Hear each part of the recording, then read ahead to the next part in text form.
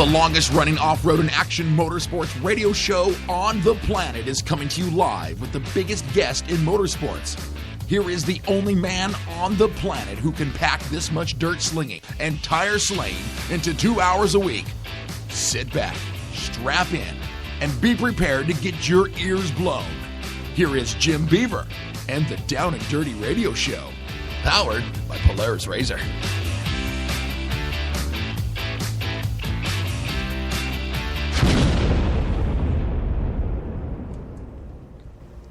All right. Welcome to 2019 and another edition of the Down and Dirty Radio Show, powered by Polaris Razor. That is right, Polaris Razor back on board. This is our title sponsor of the show. Did you ever question it?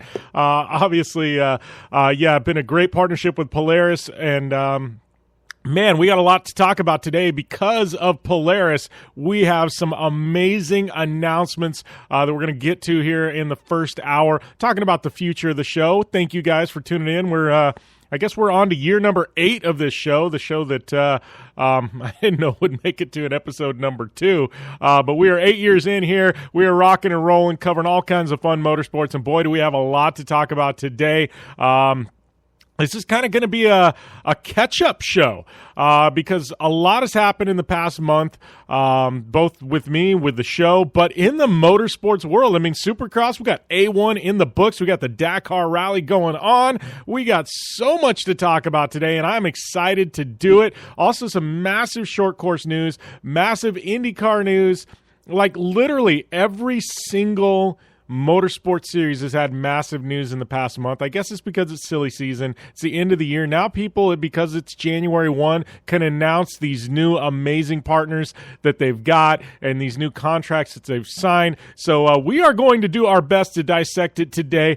Not a lot of guests because we got a lot of news to cover and dissection. Like I said, this is the 2019 preview episode. It's going to preview everything we're going to do here on the show and what's happening in motorsports in 2019.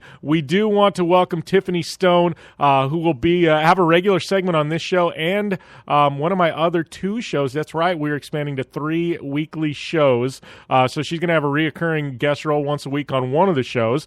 Chris Leone is going to be calling in. He's going to help me dissect Dakar and Supercross. He's been covering it on our website, so he is probably a little bit more knowledgeable on it than me at this point. So we're going to have Chris calling into the show. It's going to be a lot of fun today. I can take fan questions, so if you're tuning in live and not on the podcast, it's at JimBeaver15 on Twitter. Hit me up. We'll be back after this on the Down and Dirty Radio Show, powered by Polaris Razor. Extreme performance, reliability, and the most fun you can have on 4 wheels? The Polaris Razor brings it to you. But you don't need to take my word for it. You can take theirs. I'm Tanner Faust, and I choose the Polaris Razor because it's the most fun you can have with a steering wheel. What's up? I'm Ronnie Renner, and I choose Polaris Razor because it's the sickest, most reliable side-by-side on the planet. What's up, everybody? Heavy D from Diesel Brothers. Listen, I'm on Team Razor because it's hands down the best piece of machinery on the planet.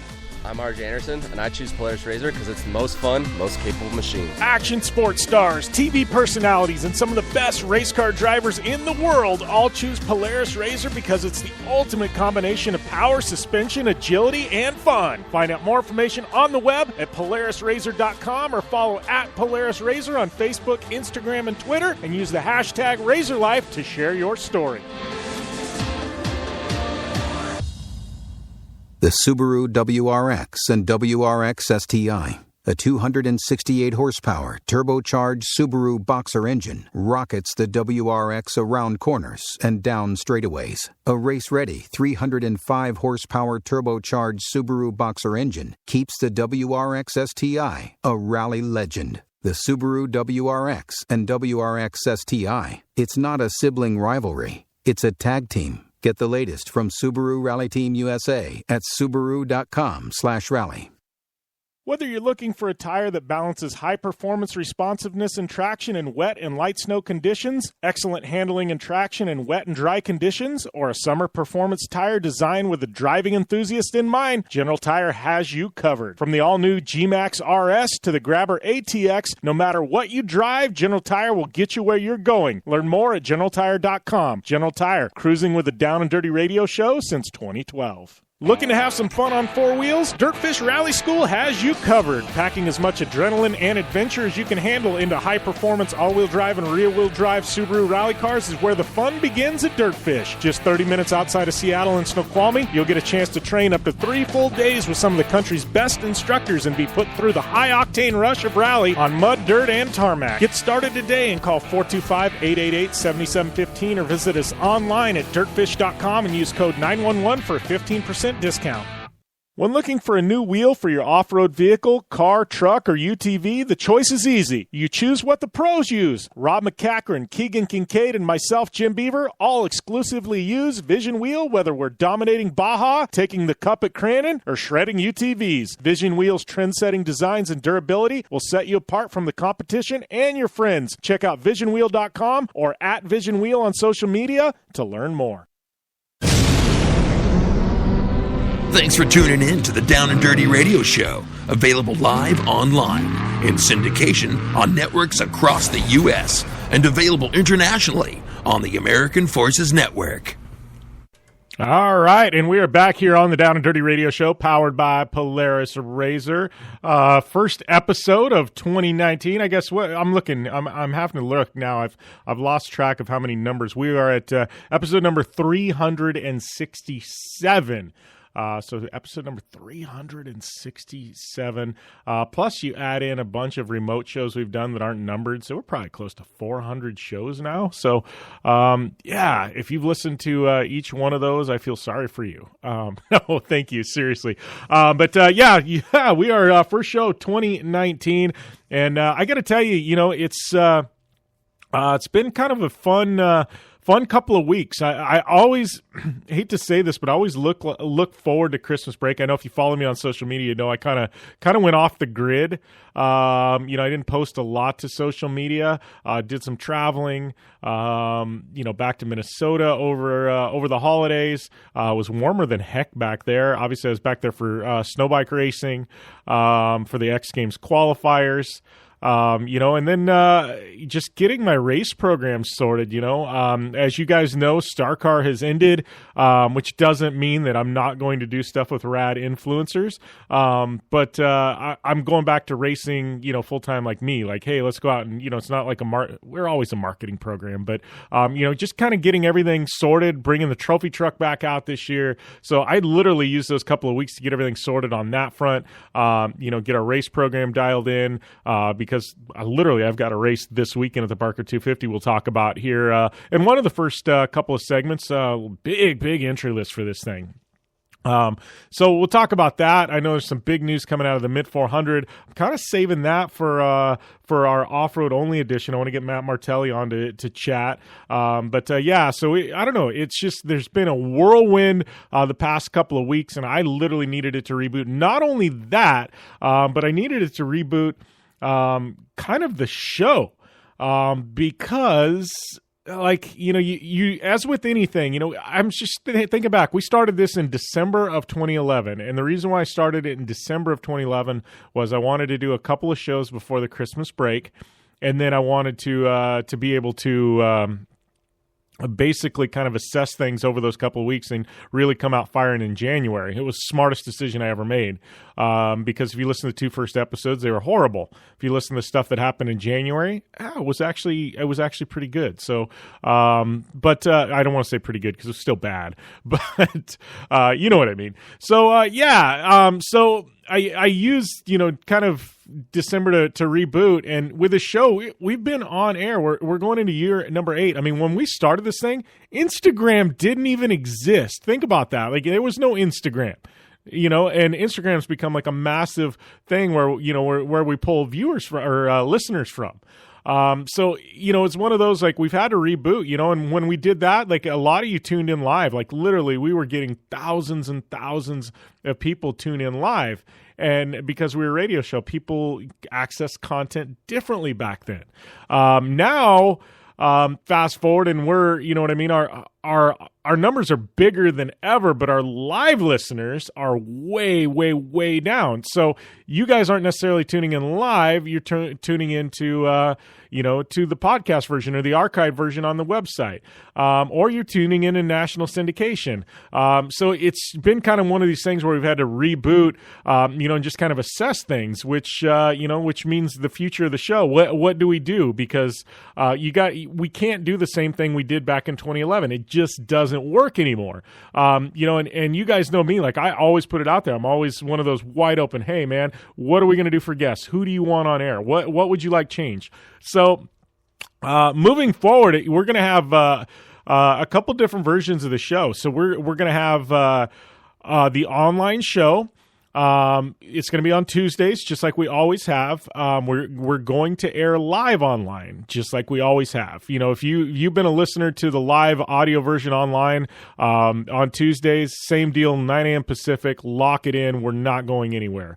As you'll see today, though, a lot of people are like, "Hey, you got too many commercials." Well, that's because of the national time slots. So for the online version, we're trimming some of that out. The show is going to be a hair shorter, but it's the reason why it's shorter is it's going to be the same amount of content, just less commercials. I think you guys are going to like that. So I'm taking your feedback. We're implementing it, right? So that is Tuesdays. At the same time we do that Tuesdays, this studio that I'm airing in, we're actually remodeling the entire thing, painting it, bringing in new signage, new furniture. We're making it rad because we're bringing in cameras. We are going to film this. So it's going to be like a news broadcast. If you guys watch Colin Cowherd, it's going to be similar to that. I listen to MMA Junkie Radio, I think it is. And, they do the same thing where they're live on Sirius, but they're filming it so they can drop it on YouTube. We are going to be filming the show. Then once it gets done filming, it's going to go into post-production. We're going to add in a bunch of sexy graphics, make it like a proper television show. So Wednesdays, that's going to drop. So you're going to get the video version dropping 24 hours later on Wednesday. Also on Wednesday, I'm going to drop a second audio show. It's going to be a podcast only. It's going to be an off-road only show. A lot of you guys have said, hey, we appreciate you covering IndyCar and NHRA, but we want more off-road content. I still cover it, but they want more. So we're going to drop on Wednesdays an off-road only show. So Tuesdays is going to be Down and Dirty Radio Show, national syndicate, national version. Wednesday is going to be the off-road only show and the video version of the national show. Thursdays is going to be Project Action. And then Saturdays and Sundays, we're going to drop the show in national syndication on networks across the country and the American Forces Network. So, I don't know. We got tons of content. Not only that, but Chris Leone's just continuing to slay everything on the website. So, I don't know. You guys wanted video, we're bringing that. You wanted less commercials, we're bringing that. You wanted more off-road, we're bringing that. I don't know. We're your one-stop shop for all things motorsport. I don't care if you want video, audio, whatever. Not only that, we're bringing in some amazing personalities. First one I would like to talk about is Tiffany Stone. She'll be calling in later today. She's going to be a regular. Obviously, she does Lucas Oil. She does a lot of Jeep stuff, KOH. She's on ground at IndyCar in Detroit. She does monster truck stuff. Like, she's all over the grid like me. So it'll be great to have that personality chiming in once a week, whether we're talking off-road or whatever. She's going to bounce back and forth between the multiple shows, but she will have a reoccurring segment, probably 15 minutes a week. We'll be doing with Tiffany Stone. So looking forward to having her on board. Plus, I've got her ink. She will be doing every single one of our remote shows. I don't want to say every single one, but I know she'll be doing King of Hammers remote show, Mint 400 remote show, UTV World Championship remote show, and the SEMA remote show. So we got her locked in for at least 4 remote shows in 2019. So, you're going to be hearing a lot more from Tiffany Stone, and, she's a talented broadcaster, so definitely looking forward to having her on air just a bit more often. Sometimes you guys get sick of hearing me talk, and bringing in a voice like that, definitely not going to be a bad thing. So, not only that, we've got so much cranking. We've got, I forgot to tell you guys, we are going to do, I've actually had some people want a Patreon feed. We are going to do a Patreon feed for the show. So I'm going to set up a Patreon account. It's going to be very, very cheap. I know, you guys like pay. Look, you're going to be able to get all the content free, but if you want the Patreon account, we're going to strip out every single commercial. out of the Patreon feed, so you can get 100% uncut, just audio of the show, no commercials whatsoever. We're going to do that for the Patreon feed. We're also going to have a couple of different levels of packages. We're going to be doing like where you get a free monthly T-shirt, from one of our partner brands, almost like a what do they call them? Loot boxes, loot crate, right? We're going to do one of those for the show. There's going to be different levels on Patreon, but we are going to be doing that. So maybe we'll do some special content, like a monthly podcast strictly for our Patreon, our Patreon subscribers and things like that. We're not talking like a lot of money. I'm talking like $1 a month. Like 99 cents or $2 a month, something like that. We'll figure it out, but we're talking very, very small money. So, if you want the bigger one with a loot box, it's going to cost more, but we are going to do something discounted for the people who have wanted it and wanted, like a premium version of the show. We're going to offer that. So, yes, so that is coming as well. We got so many ideas. We're going to get them all implemented. We got a lot to talk about today, though, so enough about the future of the show. We're going to take a short break. We come back. We're going to be talking Parker 250, my race programs, and just cars. We got so much to talk about here. I am definitely looking forward to it. Thank you guys for keeping it locked and loaded on the Down and Dirty Radio Show powered by Polaris RZR, and we will be back after this commercial break. It's more than just a slogan. Anywhere is possible with General Tire. General Tire's Grabber X3 mud terrain tire offers aggressive styling and is engineered for durability with innovative performance features that are ready to carry you through extreme mud, dirt, and rock-covered terrain. For extreme traction that's ready for anything and rugged styling to match, look no further than the Grabber X3 from General Tire. Make your anywhere possible by visiting GeneralTire.com today. General Tire, aggressive styling with the Down and Dirty Radio Show since 2012. Looking to have some fun on four wheels? Dirtfish Rally School has you covered. Packing as much adrenaline and adventure as you can handle into high-performance all-wheel drive and rear-wheel drive Subaru rally cars is where the fun begins at Dirtfish. Just 30 minutes outside of Seattle and Snoqualmie, you'll get a chance to train up to 3 full days with some of the country's best instructors and be put through the high-octane rush of rally on mud, dirt, and tarmac. Get started today and call 425-888-7715 or visit us online at dirtfish.com and use code 911 for a 15% discount. Like what you hear? Catch all the back episodes of the Down and Dirty Radio Show on Apple Podcast, and be sure to rate, review, and subscribe. Welcome back to the Down and Dirty Radio Show, powered by Polaris RZR. Yes, it's the first show of 2019, and had a couple of weeks there over the holidays to not only catch up on the show and everything else, but just catch up on like some stuff that I like, and there's been a lot of books that I've wanted to read. I honestly just haven't. I haven't had a chance to read them. So, you know what? My friends at Audible, they had me locked and loaded. And, audiobooks are they're a great sidekick for the winter. Whether you're traveling, for the holidays or, out, just enjoying, the winter activities. Listening is a better way to binge your content while doing the things you love. And Audible has the largest selection of audiobooks on the planet, which lets you fill your winter with all kinds of different things. And, me, like one of the books that I haven't had a chance to read, and Audible helped me get locked and loaded. I'm a big biography fan, right? And I like hearing about athletes, their stories, how they've, grinded their way to the top. And recently, used Audible for Ali Reisman's book, Olympic gymnast. And, she's media darling, but amazing story there. And Audible had me dialed in. And, they've allow you to switch seamlessly between your devices so you can pick up exactly where you left off, whether you're on your phone, your car, tablet, Amazon Echo at home. You can get through tons of books, all hands and eyes free, while doing almost anything. And Audible members get a credit every month, good for an audiobook in the store, regardless of the price, and all unused credits roll over to the next month. You don't like your audiobook? Well, exchange it, no questions asked. Plus, your books are yours to keep. With Audible, you can go back and re-listen anytime, even if you cancel your membership. So start a 30-day free trial and get your first audiobook for free. Go to audible.com/downanddirty or text text your SMS code to 500-500, and you can do it all with audiobooks. And, go to downanddirtyshow.com. You click on the link for this show. It's right there on the front page. We've got a link directly to Audible. So, it'll get you locked and loaded with your audiobooks. So, definitely check out Audible. And thank you guys once again for tuning into the show. Talking more about 2019. Obviously, we got Dakar Rally, Supercross to talk about. And Anaheim, man, I don't want to spoil. Like, I could get into talking about it right now, and then I'm not going to have anything to talk about with Chris. But I always love the build-up for Anaheim because it's so big, and the mud fest that was Anaheim, absolutely insane.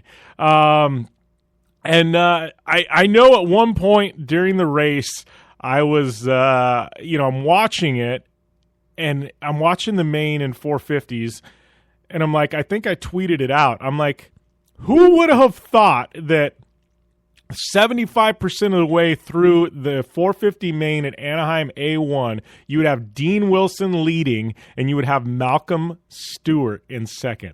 Nobody on earth would have picked those guys 1 and 2 3/4 of the way through a Supercross main event at A1. Just sorry, no offense to Dean, no offense to Malcolm, but it just wouldn't have happened. And seriously, it was, and that's why we love A1, because you never know what's going to happen at Anaheim. Like, it's one of those, like, you've got rumors, everybody wants to talk about Tomac, Roxon, Marvin, El Hombre, CR22, he's back again. You love Chattery, the guy that never ages, right?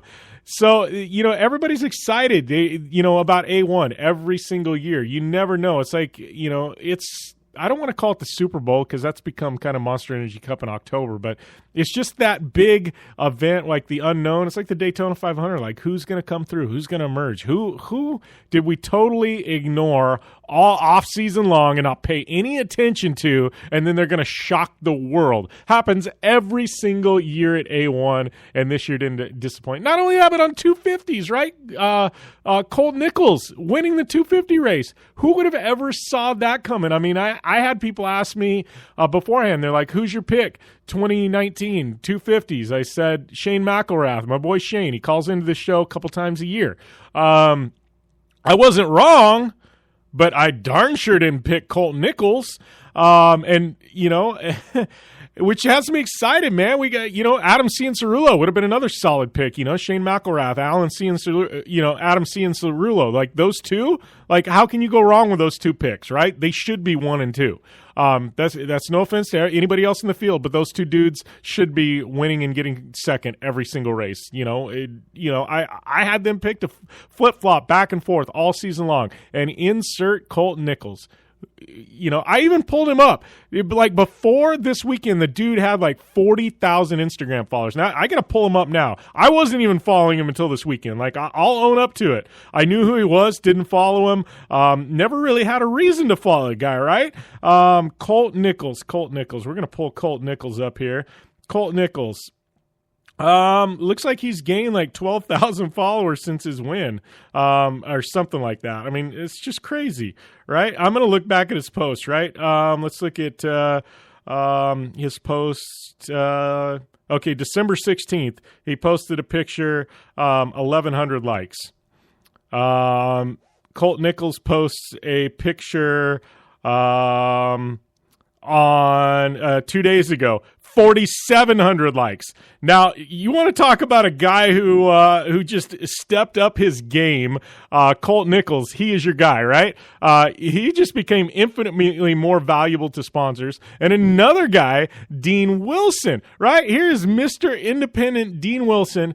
Homie, he didn't he fill in one year? Was it Dungy or Roxon got injured? Didn't Dean Wilson Didn't he fill in on KTM Red Bull? I'm trying to think. Like, or what? No, or was it was it with Monster Energy, one of the teams? I can't remember. No. It was CR22. I think he filled in on Chad Reed's, or I can't remember. There was some high-profile fill-in Dean Wilson had. And he's always been a quick guy, but I think that was that was one of his big moments. He ran good with them, right? And he's a guy that everybody knew was good. Some reason he slipped through the cracks this year. He's an independent. He's struggling. Dude can't find funding. I think Dan Bilzerian stepped in with his marijuana company and tried to help out Dean Wilson. And then I think Supercross pulled the logos before they went to the race. Said, no, you can't race with those on TV, something like this. I can't even think of the name of it. It's like Impact Cannabis or something like that. I don't know. If you follow Dan Bilzerian, you probably know what it is by now, or the name of the company. It's got like a bull and like, I don't know, it's a classy logo. It's not like it's a big pot leaf or something like that. But yeah, so Dean Wilson's struggling, man. He's wrenching on his own stuff. He's hustling his own sponsorships.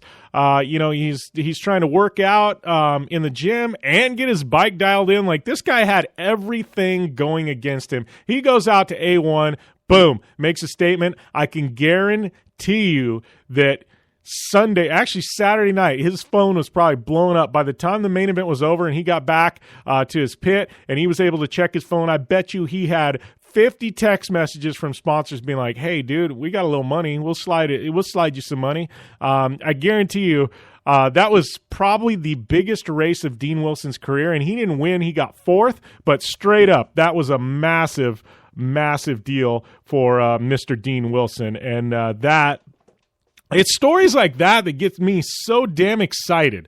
Like, seriously, they get me so excited for motorsports when a guy like Dean Wilson, who's struggling, can break through, make it happen. I mean, I look at another guy like that, Connor Daly, my boy Connor. He's he was able to, in the 11th hour to put something together for the Indy 500 with Monster Energy and Air Force. He gets a ride. He qualifies into the show. He shouldn't have qualified into the show. He didn't have a car. Somehow he scratched and clawed his way into the field, had a decent showing there. Then he gets like an Xfinity ride, and then he gets, a couple of one-off races, like 2 or 3. What was it with Harding? I believe filling in for like Gabby Chavez. And here's a guy who he just makes stuff happen. He doesn't go and put his head in the ground and just woe is me, boo hoo hoo. The boy grinds, and I like racers who grind. I love the Connor Dalys and the Dean Wilsons of the world. Back is against the wall. They go, hell no. They come out swinging, and when you got a guy like that, I will pull for them every damn day of the week. So, yes, Dean Wilson, man, tip of the cap to you. I hope you show up and you've got every square inch of that dirt bike covered in sponsor logos at this next race here in Phoenix, which is another thing. Glendale, my hometown, I guess not my hometown, I'm 2 hours away. Supercross race this weekend, and yes, I won't be able to go. My phone's been blown up. Are you going to be at Glendale? Even Supercross reached out to me. They said, Jimmy, man, we want you out at Glendale. And no joke, I actually did get that message. They said, hey, do you need credentials for Glendale? And I got to race Best of the Desert this weekend. Someday, somehow, it used to be that the race coincided with the Parker 425. And now somehow the date switched. Now it's the Parker 250. It's like, can we just have a Supercross date in Phoenix that doesn't fall on a desert race weekend? Like, seriously, I want to go to this race. I haven't been to Supercross in Phoenix probably 15 years at least. No, it's probably been more like 20 years. Seriously, I'm trying to go back. We're talking early 2000s, maybe 15 to 20-ish years. It's been that long. That's crazy. Nuts. Shouldn't take. I just drives me nuts. I can't even talk. I get so frustrated about it. So yes, I'm gonna have to go to a lot of Supercross races this year, but they won't be in the one that I should be going to, which is Phoenix. So yes, that is my dilemma this week. But if you are in Arizona and you're not coming out, you could probably do the Parker 250 and then check it out and then bomb down to Phoenix. But I don't blame you if you just stay in Phoenix for Supercross. It's worth the price of admission. Anyways, we're gonna take a short break, and when we come back, Tiffany Stone. She's on the line here with me on the Down and Dirty Radio Show, powered by Polaris Razor. I'm Polaris rider Jim Beaver. I race trophy trucks professionally, host a Down and Dirty radio show, and also travel the country announcing motorsports events. I've seen it all, and trust me, I've done most of it, so when it comes time to relax on the weekend, nothing is better than taking time with my family in our Razor vehicles. They've got the reliability I need to just pick up and go explore the desert, dunes, or trail, and have the capability to attack even the harshest terrain. If you're looking for some of the most reliable and safest, and hands down most capable off-road machines in the world, look no further than Polaris and their award-winning lineup of Razor vehicles. Whether you want your daughter to experience off-road driving for the first time in a Razor 170 like me, take the entire family out in a Razor XP4 1000 on the weekend, or shred the desert and dunes in the all-new Razor XP 1000 Fox Edition, Polaris has you handled. Take my advice and join me and some of the best drivers in the world by driving a Polaris Razor. Check out the full Polaris Razor lineup at Polaris.com or follow them on Facebook, Instagram, and Twitter at Polaris Razor. For 100 years, General Tire has provided tires for your lifestyle, your adventure, your anywhere. Born from competition, the Grabber tire offers the durability and off-road traction you demand in a tire. We put these tires to the test in the harshest off-road racing conditions to give you a tire that will make your anywhere possible. So let us take you on your next big adventure. Tweet us photos at General Tire, hashtag anywhere is possible. Because with General Tire, anywhere is possible.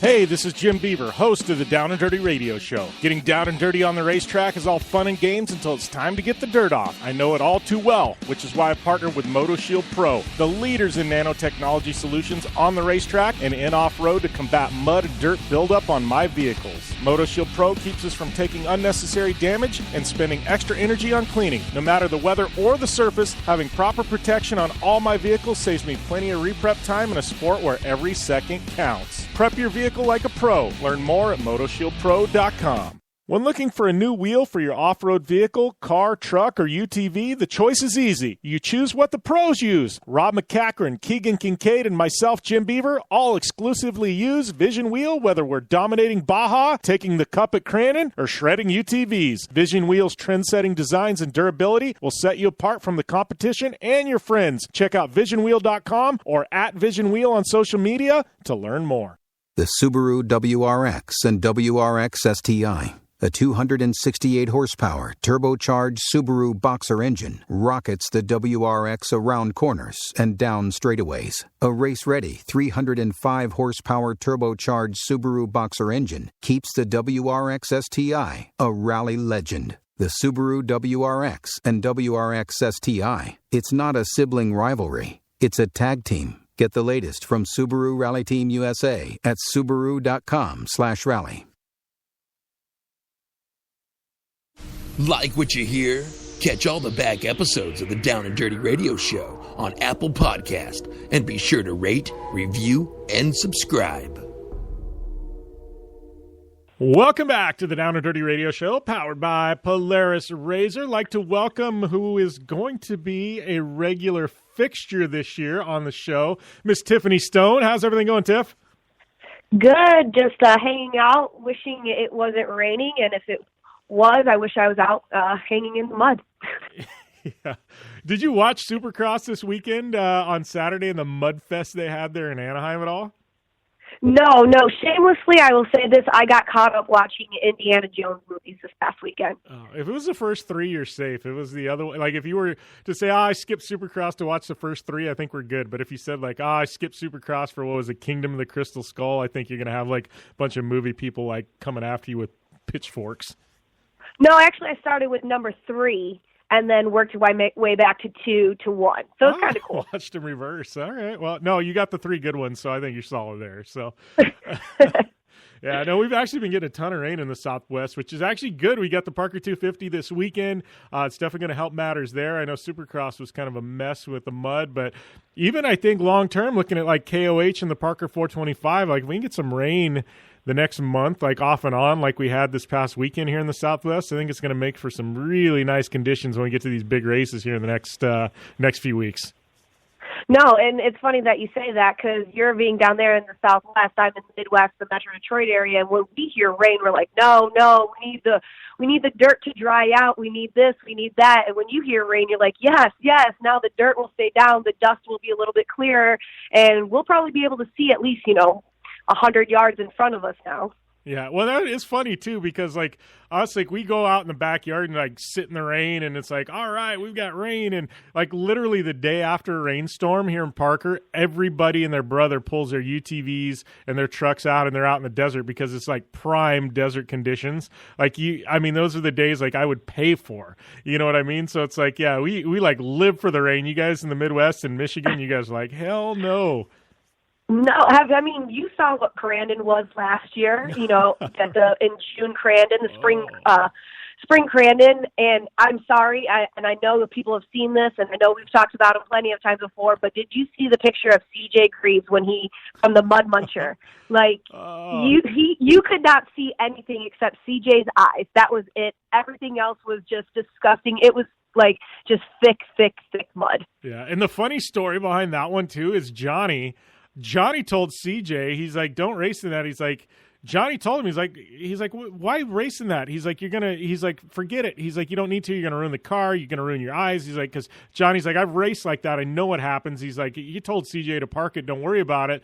CJ goes out there, ended up winning, and Johnny just shakes his head, and he's like, man, but at what cost? He's like, CJ's like, kid's going to go blind because he makes these stupid decisions, and he starts laughing, but he got to win. And I just, Johnny, he's just like, well, it goes to show you just how competitive and what CJ will do. CJ is out there, he takes the time, he practices, he, does test laps and everything, and he's like, I didn't come out here not to race, but I know there was a bunch of guys who didn't race. They took their UTVs and they're like, no, not going to happen.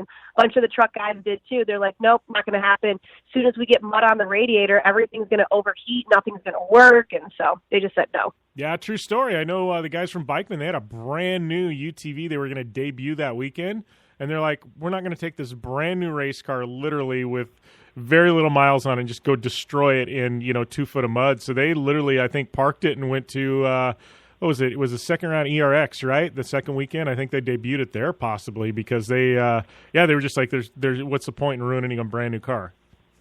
There is no point, which it's understandable, but if you want to see what your UTV is going to do, and if you want to see if it is fully dialed in and set up, no matter what the conditions, then just throw it out there and see what happens.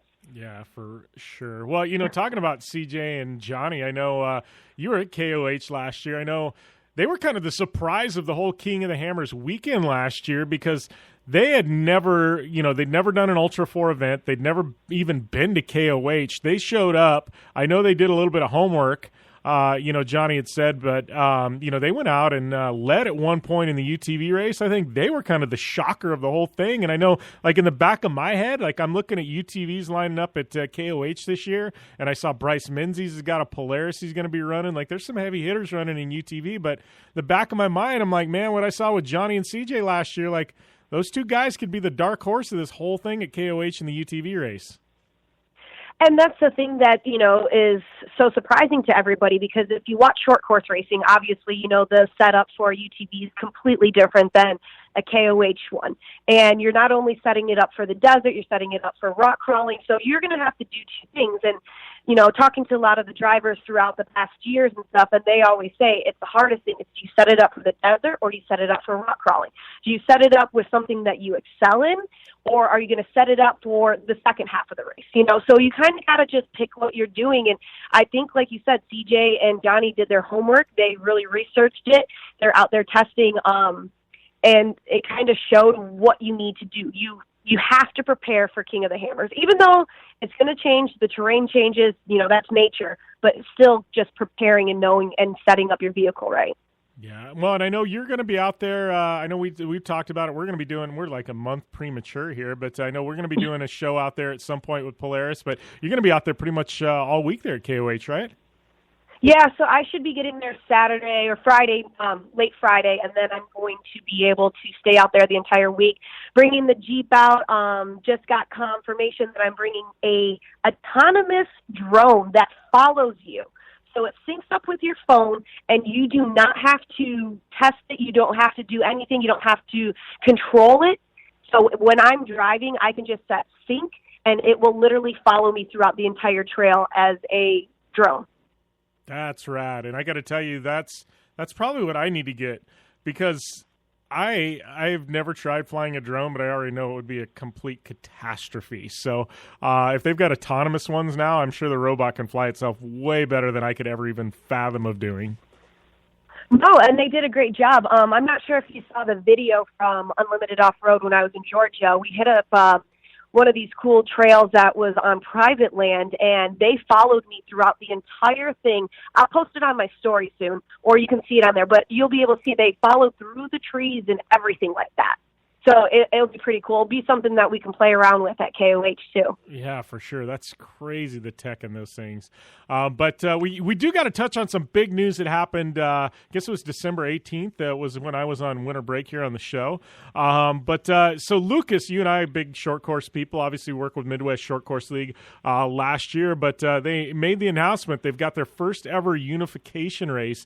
It's a go. This one's going to be at Wheatlands, Missouri, Lucas Oil Speedway. This is one of those events that's kind of right in the middle. Actually, it's closer to the Midwest guys than it is the West Coast guys, but and girls. I should get better, I guess, more politically correct there. But so it's going to be a unification race. Points for both series. I don't know. I'm excited about this, Tiff. I mean, this is. You and I are short course fans. I mean, this is something that people have been clamoring for forever. And I know last year when Lucas took over the Midwest series, it was always like, hey, we're unified, but it was still separate. And I know it's going to take some time to get the full unification, but I feel like this is the first step into really making this whole one series a reality. No, and I agree with you. We're going into the 2019 year. I'm predicting 2020, it might be a complete unification with just regionals here and there, like Crandon, of course, and stuff like that. But I think it's a great idea. I know that everybody else within the Midwest has been talking about it, because we always see the big Crandon Cup at the end of the year. Over Labor Day weekend, the West Coast guys come out. We have Ryan Beat, Bryce Menzies. This year we actually had some Ultra 4 guys come out there, so Lauren Healy. So what we're looking at is, like you said, the start of something new. It's what everybody has been talking about. Who's a better driver? West Coast, East Coast, West Coast.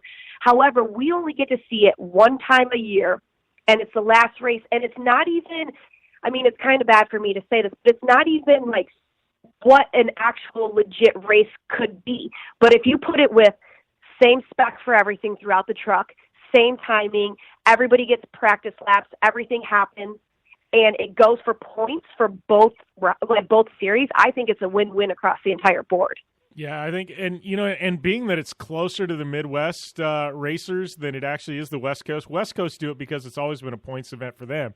But I think this is a massive draw for the Midwest guys and girls because it's so much closer, and it's coming right out of Crandon. It's before ERX.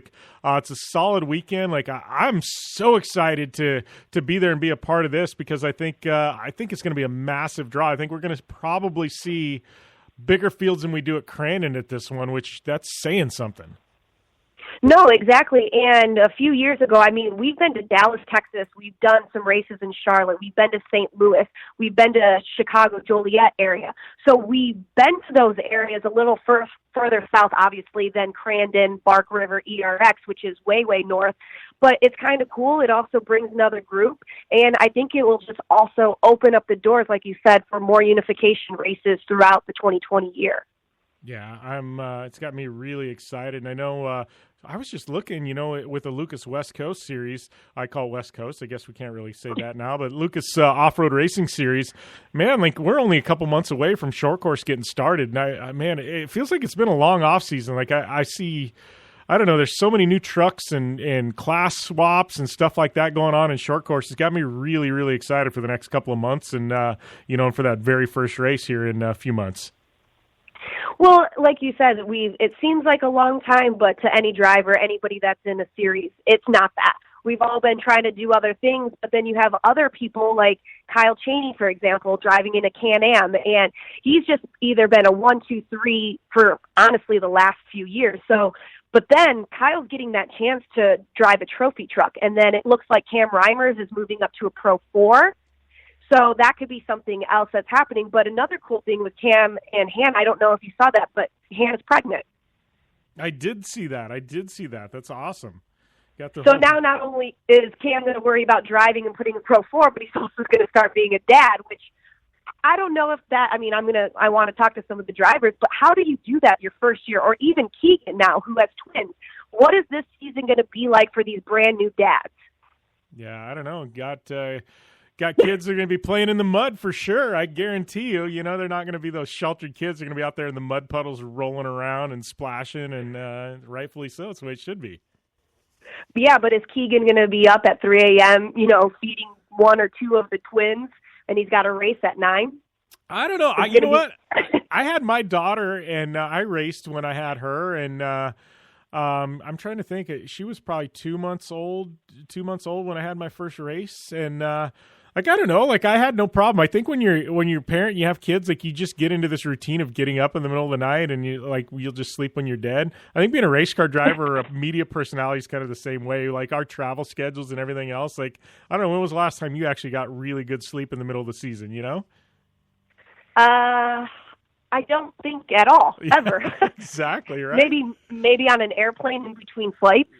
Yeah, right. You get accustomed to sleeping just about anywhere, right? Just wherever you can lay your head at.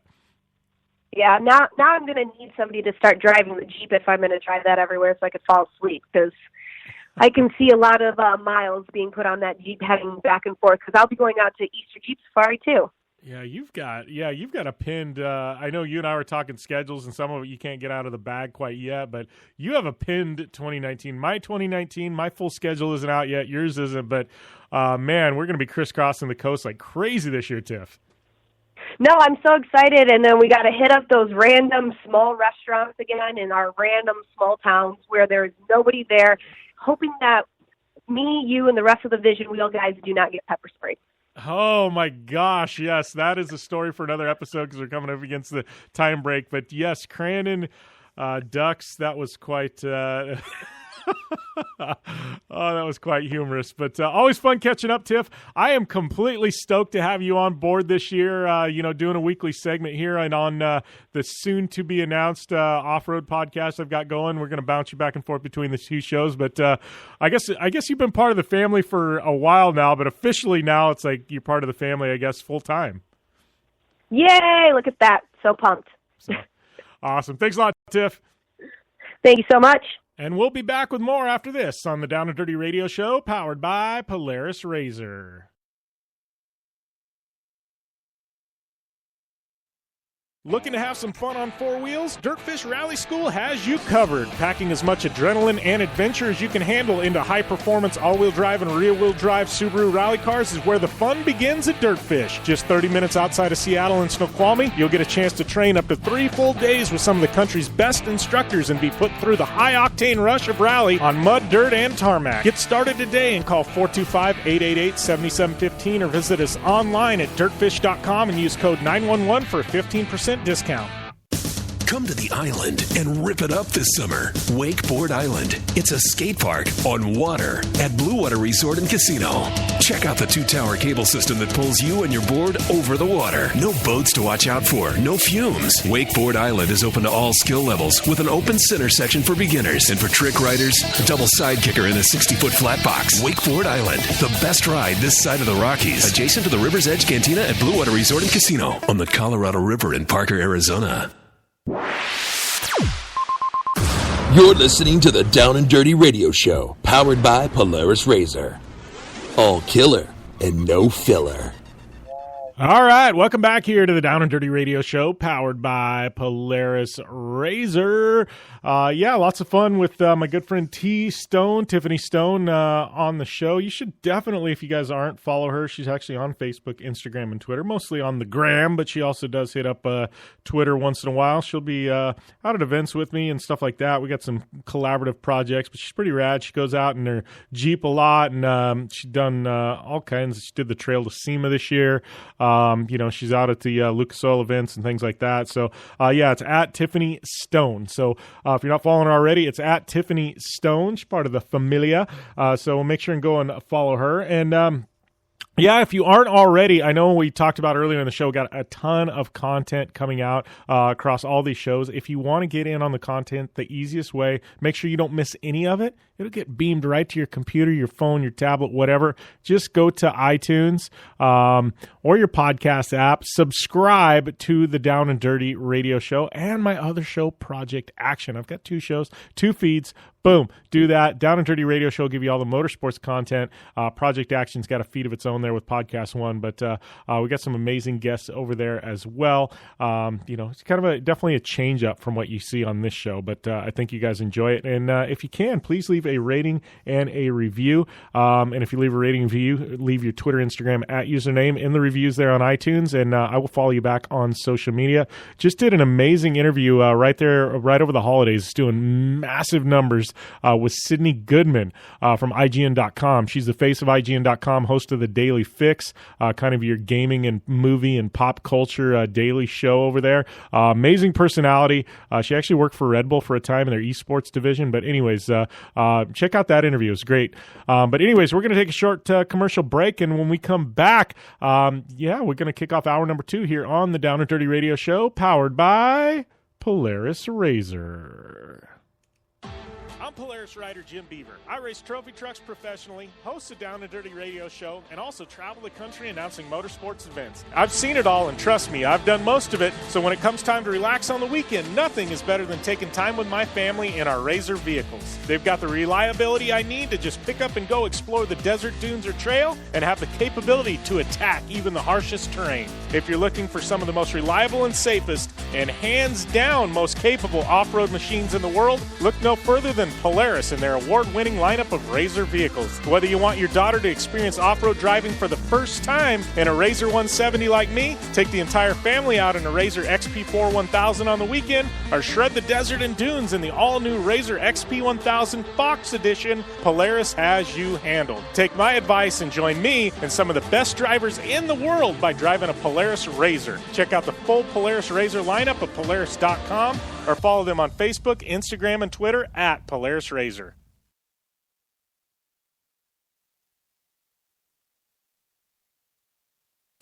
Come to the island and rip it up this summer. Wakeboard Island. It's a skate park on water at Blue Water Resort and Casino. Check out the 2-tower cable system that pulls you and your board over the water. No boats to watch out for, no fumes. Wakeboard Island is open to all skill levels with an open center section for beginners. And for trick riders, a double side kicker in a 60-foot flat box. Wakeboard Island, the best ride this side of the Rockies. Adjacent to the River's Edge Cantina at Blue Water Resort and Casino on the Colorado River in Parker, Arizona. Hey, this is Jim Beaver, host of the Down and Dirty Radio Show. Getting down and dirty on the racetrack is all fun and games until it's time to get the dirt off. I know it all too well, which is why I've partnered with MotoShield Pro, the leaders in nanotechnology solutions on the racetrack and in off-road to combat mud and dirt buildup on my vehicles. MotoShield Pro keeps us from taking unnecessary damage and spending extra energy on cleaning. No matter the weather or the surface, having proper protection on all my vehicles saves me plenty of reprep time in a sport where every second counts. Prep your vehicle like a pro. Learn more at motoshieldpro.com. Thanks for tuning in to the Down and Dirty Radio Show, available live online in syndication on networks across the U.S. and available internationally on the American Forces Network. Welcome back to the Down and Dirty Radio Show, powered by Polaris Razor. Jim Beaver here, and, first episode of the new year. those of you tuning in online, I know the clock's a little bit different. I'm still getting adjusted to it. Like, gosh, you got all your points and your breaks and stuff like that. So I feel like I'm stumbling out of the box here, hitting my marks.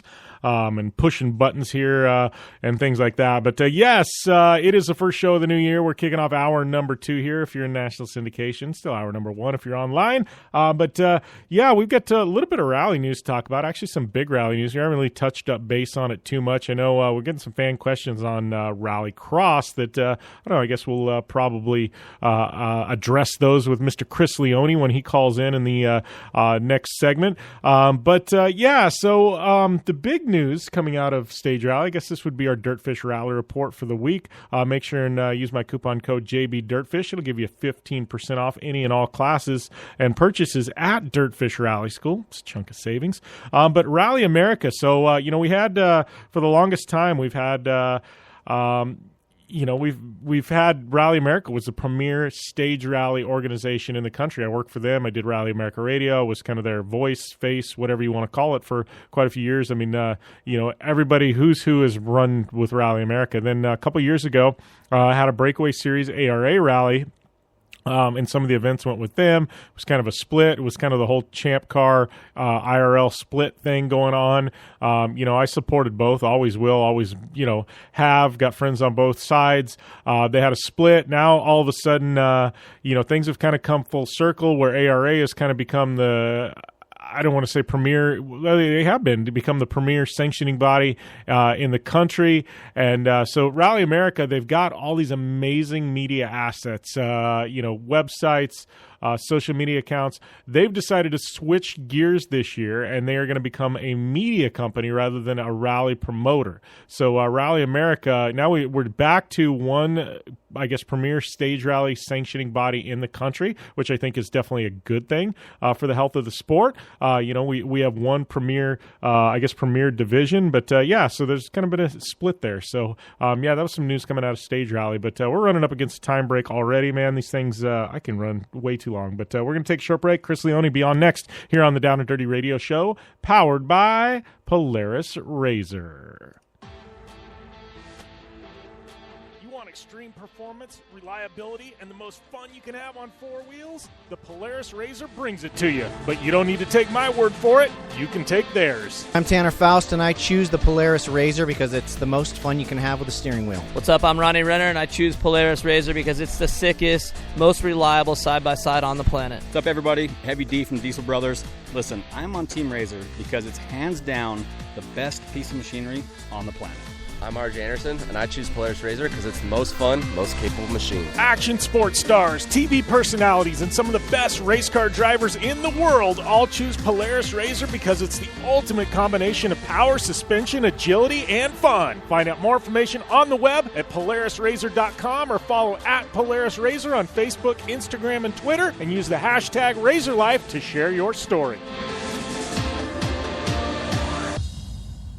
Anywhere is possible. It's more than just a slogan. Anywhere is possible with General Tire's wide variety of tires for whatever it is that you drive. Whether you're looking for off-road capability balanced with impressive on-road performance or ultra-high performance offering all-season traction designed with a driving enthusiast in mind, General Tire has what you need to get where you're going. General Tire, providing anywhere is possible with a Down and Dirty Radio Show since 2012.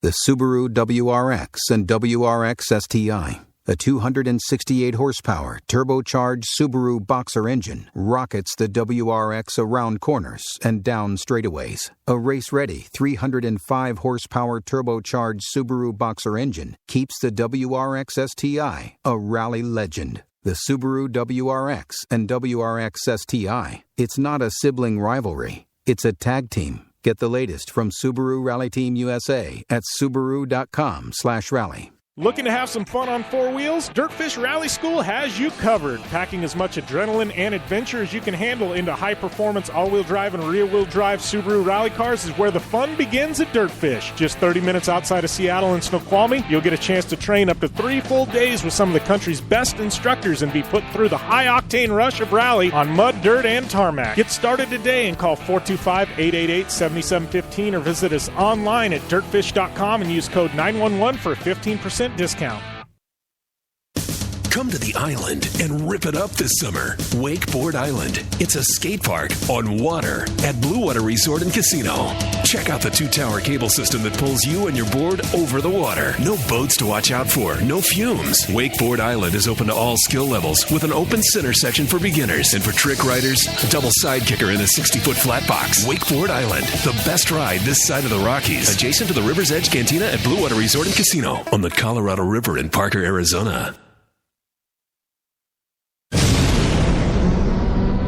Thanks for tuning in to the Down and Dirty Radio Show, available live online, in syndication on networks across the U.S., and available internationally on the American Forces Network. All right, welcome back here to the Down and Dirty Radio Show, powered by Polaris Razor. Got my media manager Chris Leone going to be calling in here. We got a lot to talk about. Supercross, Dakar.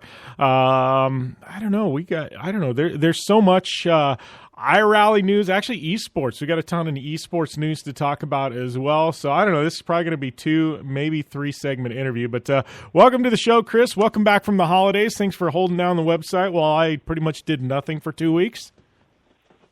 Hey, I only did a little more than you did, Jim. I took a nice little week off there, too, to, enjoy some time with the family for the holidays and move out of the big city. And I have an office now. This is fantastic. Yeah, well, I was going to say, you said you took a week off. I'm calling BS on that one because you moved. Like, moving is not considered taking a week off. Like, I would rather go to work and work like 18-hour days than move.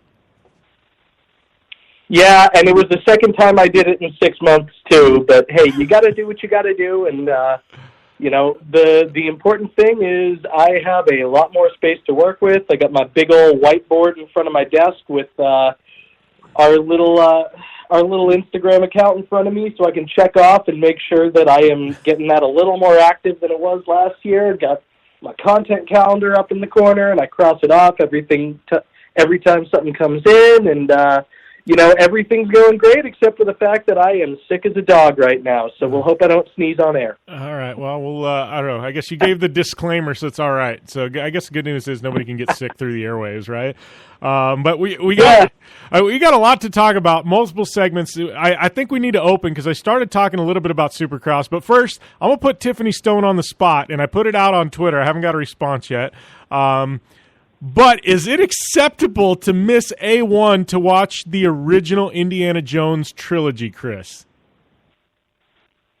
A1's a pretty big deal, though I have to admit that I watched it later that night on tape delay, too. Forget what I was doing. I had something important come up, so I think I started watching it at about 1 in the morning, I want to say, and ended up getting through East it. Coast, though. I watched it right away. Yeah, that's East Coast, though. We're on West Coast, so we can't let 1 midnight. You actually watched it at 10 o'clock for our Pacific listeners. So you watched it kind of like right after it was over. So that's not too bad.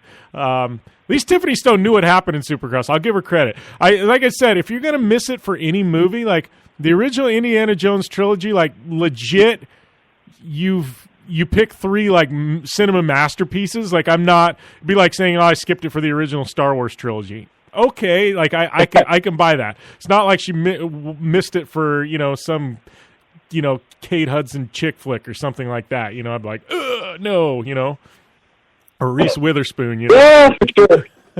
No, I mean, I don't know. I'm not the biggest movie guy in the world. I don't have the attention span. Yeah.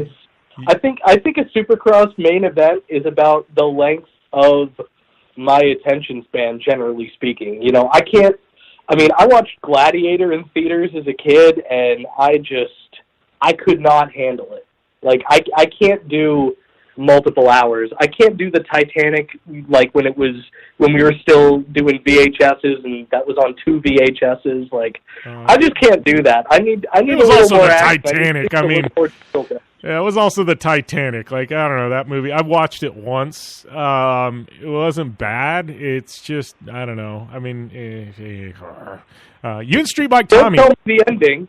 Yeah, Street Bike Tommy. I'll tell you the ending. The ship goes down.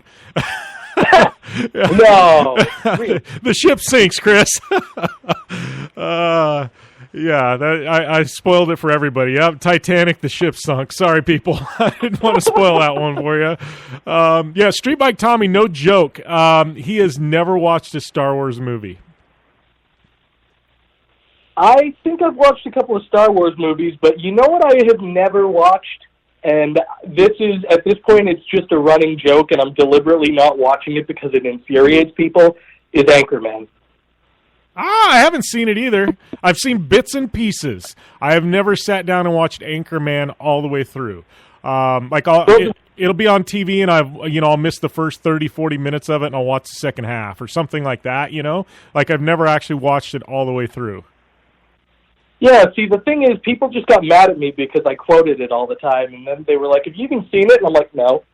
And they're like, well, then stop quoting it. And I'm like, why do you care? The quote fits the situation. I'm using it right. You should be respect my ability to quote things properly. That's all I'm going to say. I will say, and here we're going to do like an entire segment talking about movies. Will Ferrell, you talk about Anchorman, you talk about Ricky Bobby or Talladega Nights. I would say his movies, like literally over his career, are probably the most quotable movies in Hollywood history. Like maybe him and I would say Will Ferrell and maybe, I don't know, there's some pretty rad Samuel Jackson quotes. So maybe between the two of them, they've got the most quotable stuff in movie history. Oh, man, you just reminded me. Back in the GRC days, every time we went to Vegas, I used to bring this, well, I can't really call it cheap. It was made cheaply, but it wasn't bought cheaply. This Ricky Bobby suit that I got as a Halloween costume. I've seen the pictures. Every year I would break it out at the GRC, end-of-season awards party.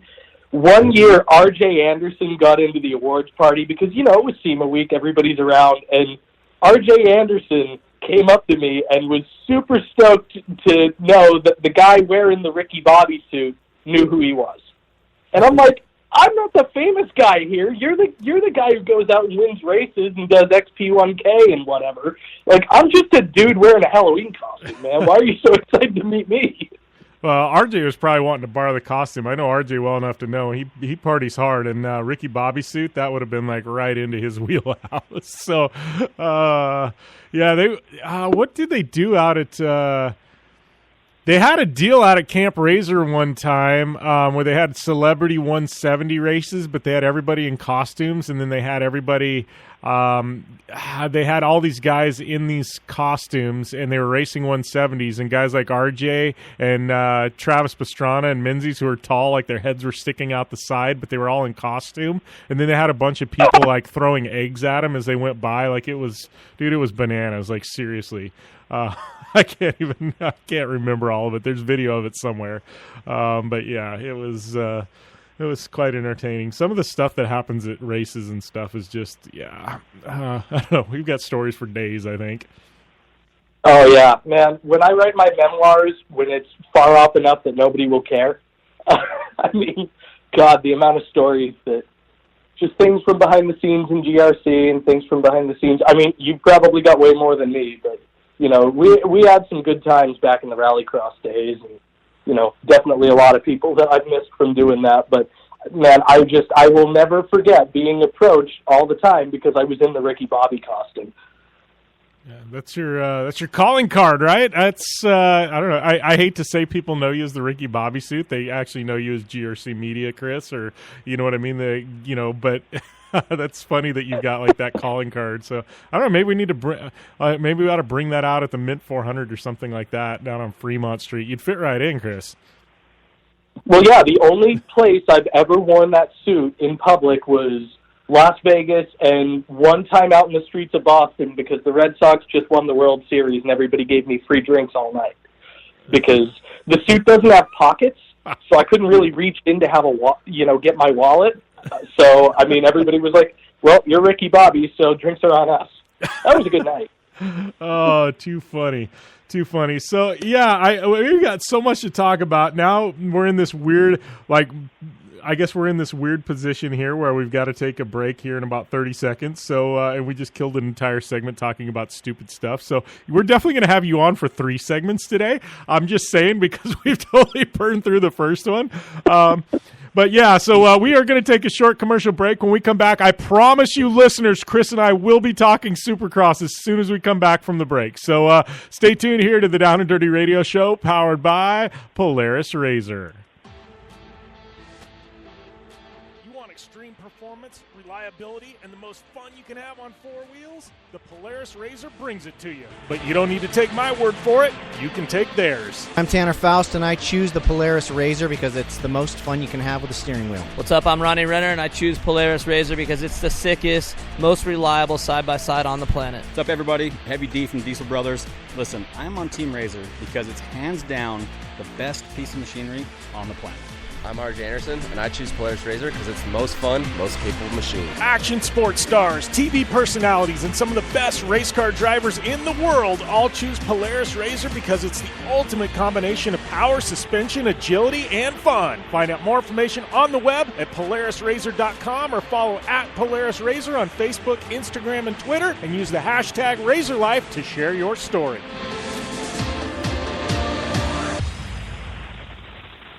Like what you hear? Catch all the back episodes of the Down and Dirty Radio Show on Apple Podcast, and be sure to rate, review, and subscribe. Welcome back here to the Down and Dirty Radio Show, powered by Polaris Razor. Jim Beaver here, along with I guess my media content manager, Chris Leone. We are going, I promise you, we're not talking any more Ricky Bobby stories and no more, shenanigans. We're going to get to talking Supercross and talking Dakar Rally.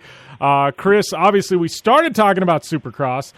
We kind of got sidetracked there, but this one, A1, man, I talked about it earlier in the show, but you want to talk about a shocker, buddy. Like I said, that main event, both 250s and 450s, I mean, Colt Nichols, I don't think that 90% of motocross fans knew who he was going into this weekend. Now everybody knows who he was. And then the main event, how crazy was Dean Wilson? I mean, Malcolm Stewart was up there as well, ran strong all race, but, Dean Wilson coming out, ended up finishing fourth. I think it was one of the best, I think you wrote an article on the website, performances of the weekend. But, I mean, God, how crazy would have been if Dean Wilson would have actually won that main. Oh, absolutely. I mean, to have a privateer go out and perform the way that Dean did, and I mean, I know the internet's kind of talking, he's got some factory Husky engines. I mean, it's regardless. It's that, I think that's just the internet kind of looking for something to talk somebody down a bit. I mean, for Dean to have the performance that he had, like you touched on earlier in the show, obviously he's had the injury issues, that have just been recurring over the past couple of years. He's bounced around a couple of teams, obviously most recently Husqvarna, but he was at Red Bull KTM for a little bit there.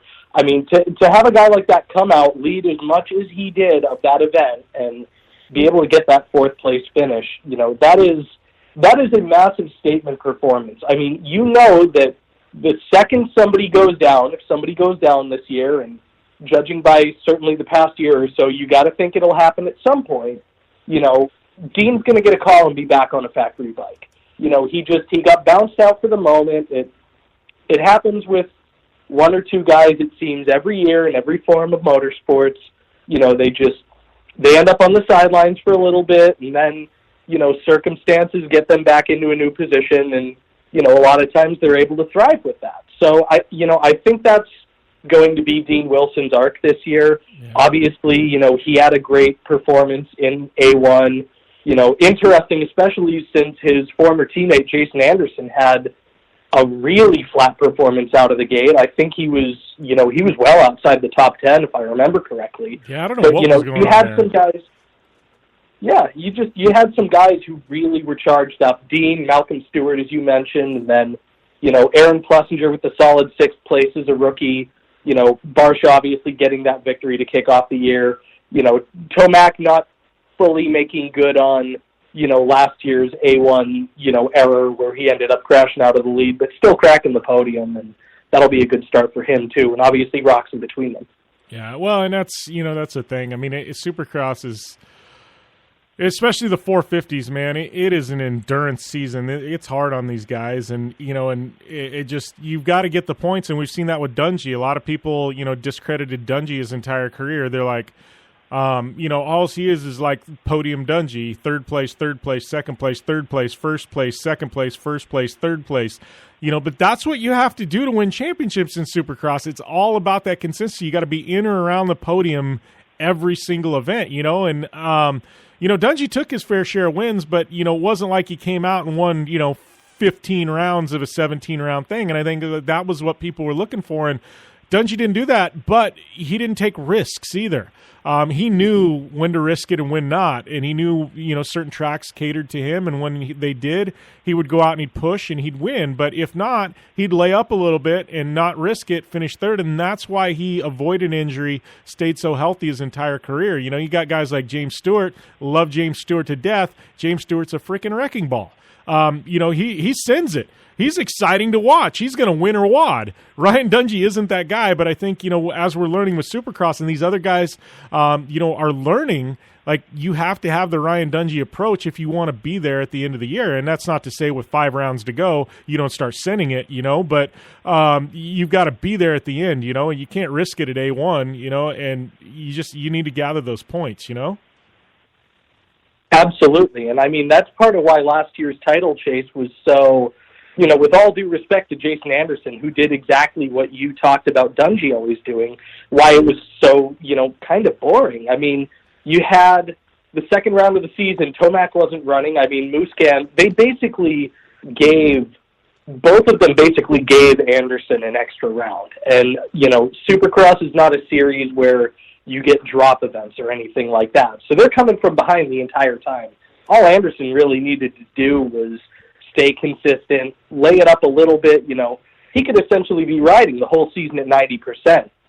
So it's going to be really interesting now to see him defending that one play this year and see how differently he rides, especially coming out of the gate in Anaheim the way that he did.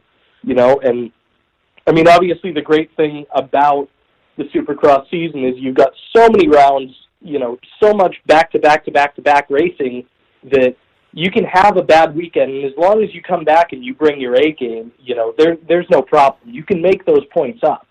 But it'll be really interesting to see him trying to come off the back foot, and especially the fact that you don't have any of those injuries yet. I mean, seeing Musquin and Tomac essentially spot him around, I mean, you almost kind of have the championship decided right there. But, Ken Roxon is healthy again. A lot of these guys, Dino, especially if he gets back on a factory bike, he's healthy again, and he showed what he's got. You've got all these hungry rookies. You've got so much depth in the field that if everybody's on the track, it's a mental chess game. I mean, you've really got to decide when you're going to go 90% versus 100%. But if the entire field around you is really pushing it and is really setting some fast lap times, I mean, you got to go at this point. You can't count on anybody else getting hurt. You have to really take this championship into your own hands. And, we saw a little bit in Anaheim of guys who are looking to do that in both classes. I mean, Colt Nichols' performance in the 250 main was just fantastic, and I think he really made a name for himself there. We'll see if it goes on the full season. I mean, Adam and Shane obviously were the odds-on favorites coming into the year with Sabachi and obviously Plessinger moving up, but we'll see if Colt Nichols gets right in there. Yeah, and that's going to be the one to watch because Colt Nichols, I mean, literally I read a lot of Supercross stuff and, and I try and stay pretty up on it. It's a guy that not a lot of people were talking about going into this year. That was a statement there. And like I said, I mean, Cian Cerullo, I mean, and you heard the announcers, they said, look, it's go time for this kid. He's got to win a championship, and he's one of the prodigies. I mean, he's a guy that they see as being one of the GOATs of Supercross at some point. Like, you know what I mean? Like, he's that guy, and everybody's like, it's go time. Cian Cerullo, he needs to win a championship. And Shane McElrath, I mean, he's just Mr. Consistent. He's been there. Yeah, I don't want to say he's a career 250 rider, but he's got factory rides, and he could run in 450. He just the money for him is to stay in 250s at this point, and he's going to be around the podium and the top of the podium every single round. But Colt Nichols, like you said, like I'm excited to see him in the mix now. Like, where is it? Who is this kid and where did he come from? I mean, and obviously we know, but it's like, wow, he's a gamer. He's here to play. I think that's got me excited, just like Dean Wilson. I mean, everybody wants to know, how's Dean going to be at the next round? I want to know. He surprised us, and I think him this year, it's not that he isn't a factory level rider. I feel like Supercross is a bit like musical chairs, where there's one chair short, and there's, say there's 9 chairs and there's 10 people. And, and everybody walks around in a circle all season long trying to get those seats. And the music stopped and Dean Wilson just wasn't in the right place at the right time. And, and he was just, he got out in the game of musical chairs, I think. Yeah, absolutely. And obviously, I mean, the fact that you had Zach Osborne, who was just really due to move up, you needed that East 250 champion to finally get up on the bigger bike. You needed to do that for, Jason Anderson, make sure that you gave him a quality teammate. And, a lot of the factory teams really did that this year. I mean, we've had a great crop of guys moving up to the 450s, and, that forced out Dean Wilson, that forced out Josh Grant, that, it really shook up the lineup quite a bit. But I think it's one of the strongest lineups we've had in Supercross in quite a while. I mean, none of these guys obviously are going to lay up, but, I think each and every one of those guys on the big teams has a chance at winning at least one main event this year, and that's a really strong field. That's all you can really ask for from top-level motorsport, is to have, as many guys as possible that are capable of winning races. And, I think Supercross is delivering it this year, both at the 450 and the 250 level. I know that we're still getting, I guess, familiar more with some of the guys on the 250 level with, again, Plessinger and Savacci moving up. But, Nichols and Dylan Ferrandis, going 1-2 for Yamaha, they're obviously going to be strong at that level. As we talk about some of the other 250 riders that have come back very strong. And remember, Cianciarulo was only 2 points off of the championship from Plessinger last year. He made it real close. And McElrath wasn't too much further behind either. So both of those guys, I think the pressure is going to be on for them a little bit in the 250 class. But, that being said, I mean, it is wide open, but you still got to look at them as the favorites. I think you can still make a case for both of them. They were both in the top 5. R.J. Hampshire was up there as well. Marchbanks in his first, indoor season obviously was competitive as well. I mean, those guys were the top 6. I think the top 6, most of those guys, they'll be right there in the mix. And, obviously barring injury and all of this stuff, and injuries are really the great equalizer, it seems like, with Supercross teams. So, we'll see how many of these guys on both levels are really able to hang in there for the whole season. But, we're going to have a really fantastic year ahead of us. It's going to be awesome to see everything going down in Glendale, and I'm bummed for you that obviously you can't make it, but it's you got to put actually getting inside the race vehicle first, huh? Yeah. And then we'll get back to Anaheim afterwards, and start making our way around the country again.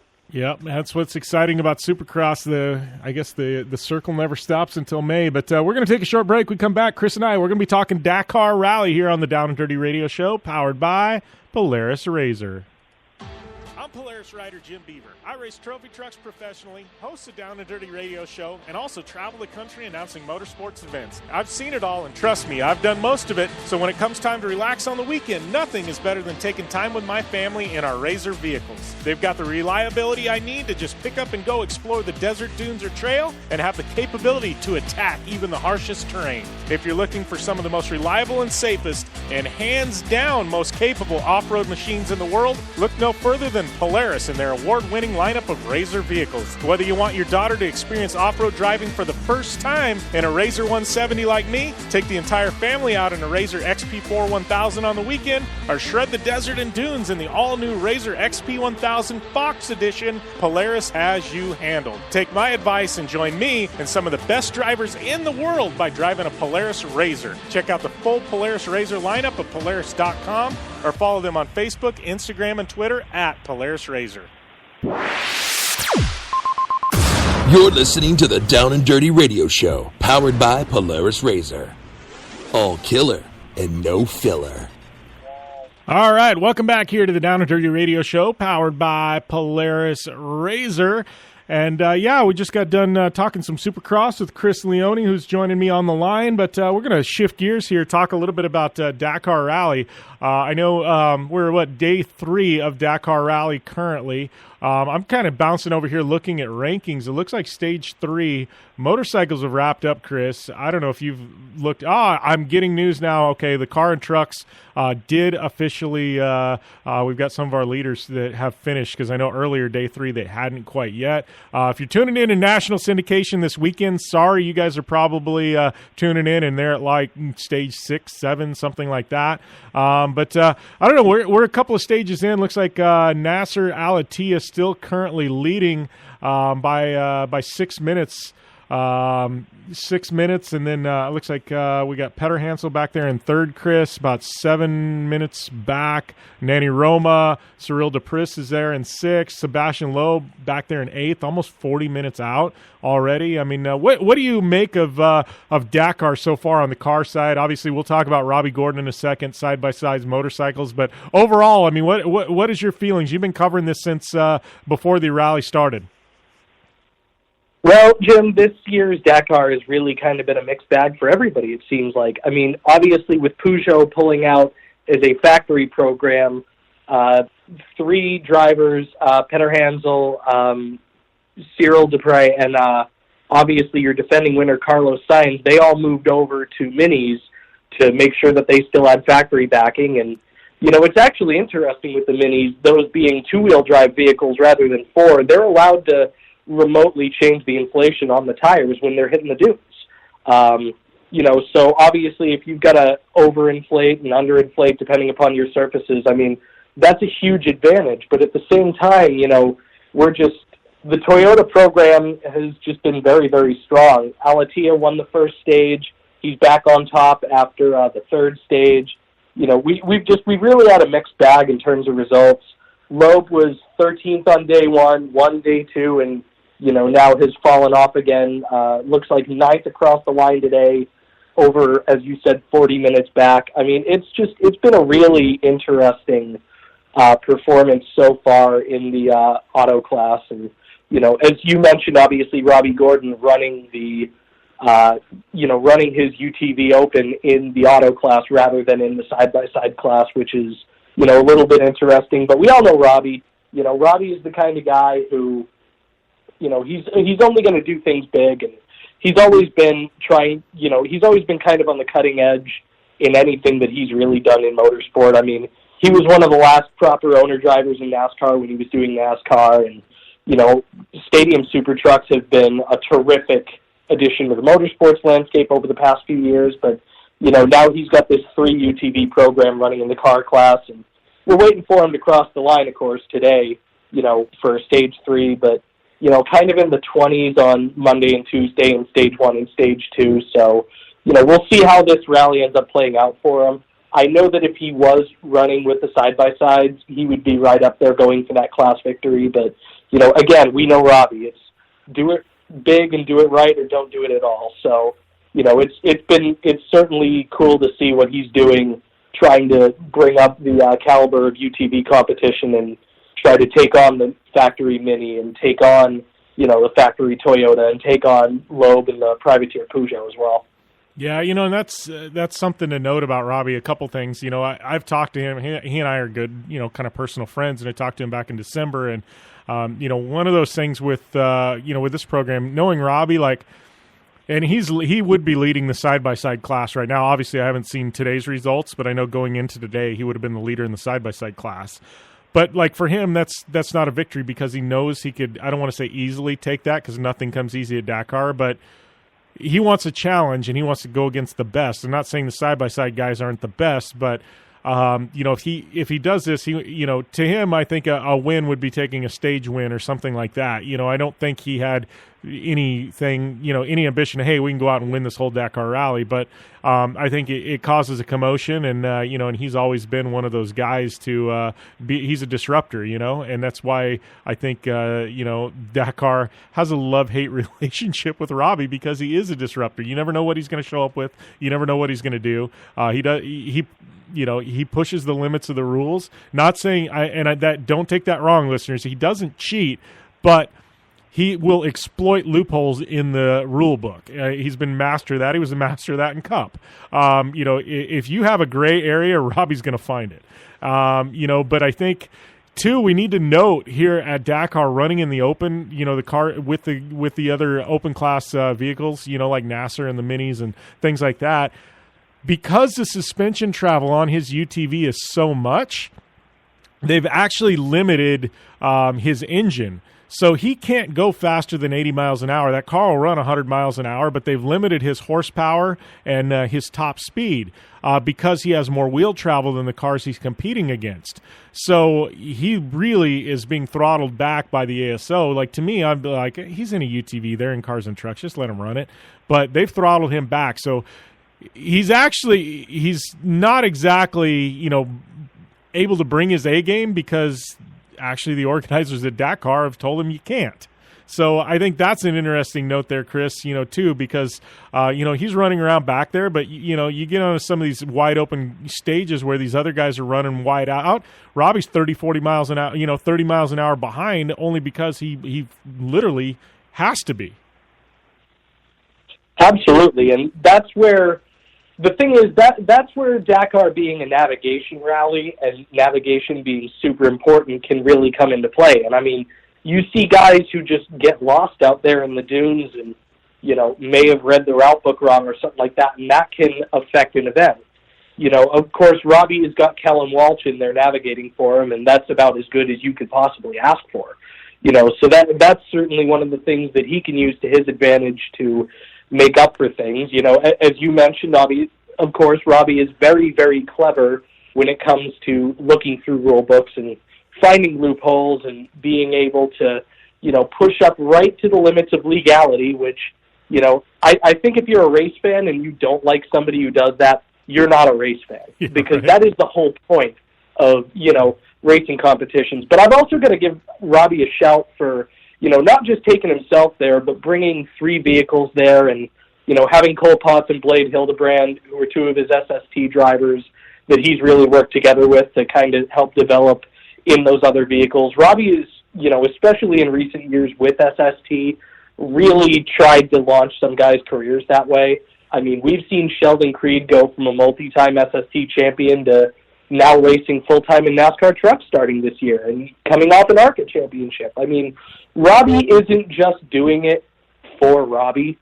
Robbie is really working hard at kind of securing the future of off-road racing in America and trying to build up quality drivers. And, I think that's something that he doesn't necessarily get enough credit for. I agree. I mean, because, of course, we're always thinking about Robbie as, the driver.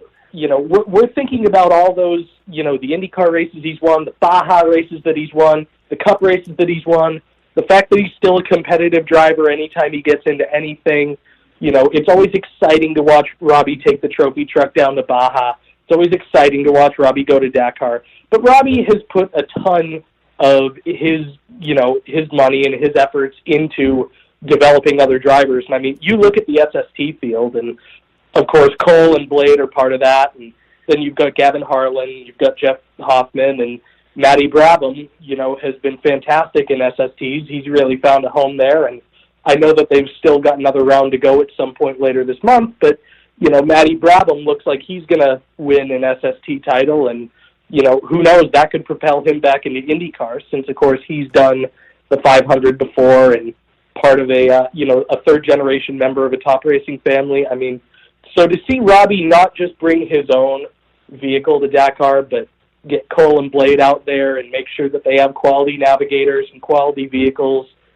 Robbie is doing a ton for the sport of off-road racing, and, it's exciting to watch him, do what he's doing. And even though I think an overall victory is going to be out of reach, barring some massive catastrophes at all of the long-term factory teams, or even an overall podium, maybe even an overall top 10, the fact of the matter is, we need a guy like that in the sport. And, he's really put a ton into making this successful and giving racers some avenues to get into events that they might not have ever approached otherwise. Yeah, well, and I know talking with him, I think in regards to 2019 Dakar, he said, look, he says, I realize, the overall might be out of reach, but he said, look, I've looked at the track or the course, and he says the majority of it is run in the dunes, and he says there's some stages that are pure just sand dunes, and he goes, these UTVs is like, you've seen them at Glamis. He's like, we get into the sand dunes in some of those stages. He's like, I can take a victory there, so I think he may be running around in, say, 20th position, but when we get to some of these sand dune stages, and I'm talking, we're 3 stages into a 2-week rally, I think you're going to see him take some podiums, maybe even an outright victory in some of the stages because of what he's driving. So I think that's kind of the goal for him now. And if he's able to take a stage victory, I think that's a massive statement in a UTV against some of these factory, automotive manufacturers. So, but, going back to what you said about him, grooming the younger crop of drivers, Sheldon Creed, I completely agree there. I see what he's doing with Hildebrand, Cole Potts. I know, Andy McMillan, he helped Andy at one point in time, and was helping groom Andy, and we see what Andy McMillan's become. And, Robbie, like you said, he doesn't get a lot of credit, and it's not something that he advertises. He doesn't go out and say, hey, look at this, what I'm doing. But there's certain things, like even with Sheldon Creed to this day, like I've talked with Sheldon. He's a friend of mine. Sheldon has said, he's like, I can't even begin to say what Robbie's done for my career. But when I was at like the General Tire ARCA 150 at Charlotte, Robbie was there in Sheldon's pit box. You don't see Robbie posting up, hey, I'm out at the ARCA race with Sheldon or anything like that, but Robbie's in the pit box helping coach Sheldon, you know what I mean, like behind the scenes, and so I see what he's done, and I don't think he gets the credit he deserves, and I don't think a lot of people know what he's actually doing because it's something that he takes personal, you know what I mean, and it's not something he's going to advertise. Yeah, absolutely. I mean, and that's what you need. You need people who are out there and who are doing things for the good of the sport, to have somebody who is that talented, that successful, be out there and doing it. I mean, I know that there are a number of names in other forms of racing that I've worked in who I wish would have done the same thing, and it just never seemed to even occur in their minds that it's something they should be doing, but you've got to have somebody like that. You've got to have a big name that's willing to really invest in the future like that. And, it's hard to think of a better fit for it, especially within off-road than Robbie Gordon, being a guy who's going to invest in driver development and try to make sure the guys are getting in vehicles and things like that. Completely agree. Well, we've got about literally 60 seconds left. Give us a lowdown on the bikes. I know we've got a couple of Americans there, Ricky Brabeck, Andrew Short. You got about 30 seconds. Give us a lowdown on what's happening on the bike side of things, Chris. Yeah, absolutely. Here on Wednesday, not a great day for Brabeck. Fell from 3rd overall to 7th with not the greatest performance in the 3rd stage. But Joan Beretta threw in the towel, got his bike stuck in a basin on the 3rd stage. He had been leading the event. Pablo Quintanilla, takes over the lead as of Wednesday. We'll see if he can hang on and if anybody can end the KTM dominance. That said, Toby Price, even despite some navigation errors, still in the top 5. And before we go, also got to shout out Casey Curry, who is running his first Dakar in the side-by-side class. Was towards the top 5 in the beginning of the event, had some navigation errors on the 2nd day and fell back, but he'll be working his way back up with his factory squad and at least shooting for a top 10, that's for sure. Awesome. Well, I appreciate it, Chris. Thanks for the update, and we are going to take a short break. We come back, we're going to wrap things up here on the Down and Dirty Radio Show, powered by Polaris RZR. Looking to have some fun on four wheels? Dirtfish Rally School has you covered. Packing as much adrenaline and adventure as you can handle into high-performance all-wheel drive and rear-wheel drive Subaru rally cars is where the fun begins at Dirtfish. Just 30 minutes outside of Seattle in Snoqualmie, you'll get a chance to train up to 3 full days with some of the country's best instructors and be put through the high-octane rush of rally on mud, dirt, and tarmac. Get started today and call 425-888-7715 or visit us online at dirtfish.com and use code 911 for a 15% discount. Life is all about sound. The sound of sports. The sound at the racetrack. And the sound of your vehicle. Don't drive around listening to this. Drive around listening to the sound of performance. Gibson Performance. Gibson Performance Exhaust is the company who can turn this into this. Remember that life is all about sound, and Gibson Exhaust is the sound of performance. Check out your next catback exhaust system, headers, muffler, or UTV exhaust at GibsonPerformance.com and get more power and more sound.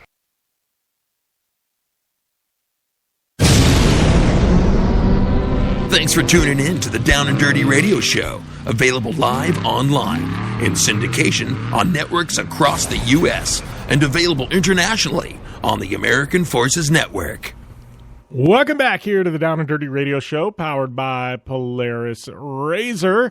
Wrapping things up, just had Chris Leone on air for a couple of segments. I know this has kind of been a weird show, not a whole lot of guests. We're going to get back to that next week. I've got the Parker 250 coming up this weekend. This is kind of our yearly preview, just kind of catching up, bringing you guys in the loop on some things. Anyways, back to normal next week, and an even newer normal. We're going to add some other shows, video footage, all kinds of stuff coming in the next couple of weeks here. So hang tight. It's going to be one heck of a 2019.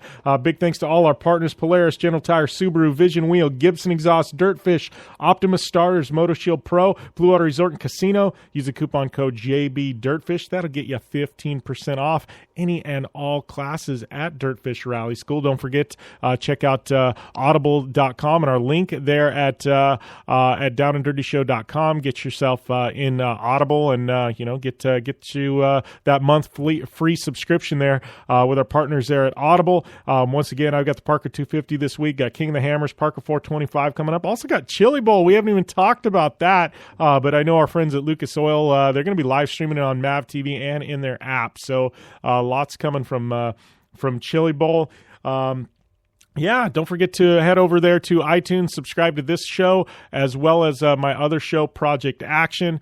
And really want to hear from you guys. My social media is at JimBeaver15, obviously. But like your feedback. Obviously, we got this show on Tuesdays. We're going to have the new off-road show on Wednesdays, Project Action Thursdays, video feed of this show dropping on Wednesdays, this show in national syndication on the weekends. We got a lot of content coming your way. I need your help. Who do you want to hear from? What do you want us to fill it with? What do you want us to talk about in 2019? You know me, I will definitely go to bat for you guys. I like producing content that you guys actually want to listen to and now watch. So hit me up at JimBeaver15, and hopefully you guys have a great week. Follow along this weekend on my social media, as I will be posting up from my race this weekend at the Best in Desert Parker 250 and my Polaris Razor. Be safe. As always, game on.